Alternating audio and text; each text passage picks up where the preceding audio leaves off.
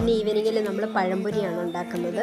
സാധാരണ ജോലി കഴിഞ്ഞ് വരുമ്പോൾ അന്നക്കുട്ടിക്ക് നമ്മൾ എന്തെങ്കിലുമൊക്കെ വാങ്ങിച്ചുകൊണ്ട് വരാറുണ്ട്. അപ്പോൾ ഇന്ന് നമ്മൾ പഴുത്ത ഏത്തയ്ക്ക മേടിച്ചുകൊണ്ട് വന്ന് പഴംപൊരി ഉണ്ടാക്കാൻ വേണ്ടി, മഴയൊക്കെ അല്ലെന്ന് വെച്ച് നമ്മൾ പഴുത്ത ഏത്തയ്ക്ക മേടിച്ചുകൊണ്ട് വന്ന് നമ്മൾ കട്ട് ചെയ്ത് റെഡിയാക്കി വെച്ചിട്ടുണ്ട്. അപ്പോൾ സാധാരണ മൈദയാണ് നമ്മൾ എടുക്കാറുള്ളത്. അപ്പോൾ നമ്മൾ ഗോതമ്പ് പൊടിയാണ് എടുത്തേക്കുന്നത്. ഒരു കളറിന് മഞ്ഞൾപ്പൊടിയും ഇട്ടിട്ടുണ്ട്, ഉപ്പ്, പഞ്ചസാര, ജീരകം, പിന്നെ ഫ്ലേവറിന് ഏലക്കപ്പൊടി. അപ്പോൾ ഇത്രയും എടുത്ത് നമ്മൾ ബീറ്റ് ചെയ്ത് റെഡിയാക്കിയിട്ടുണ്ട്. അപ്പോൾ നമ്മൾ എന്നിട്ട് റെസ്റ്റ് ചെയ്യാൻ വെച്ചിട്ടുണ്ട്.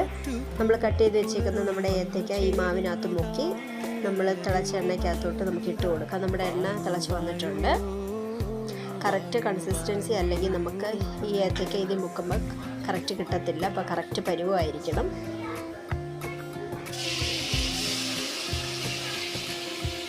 അങ്ങനെ നമ്മുടെ ടേസ്റ്റി ആയിട്ടുള്ള ഏത്തയ്ക്കപ്പൊരി റെഡിയായി വന്നിട്ടുണ്ട്.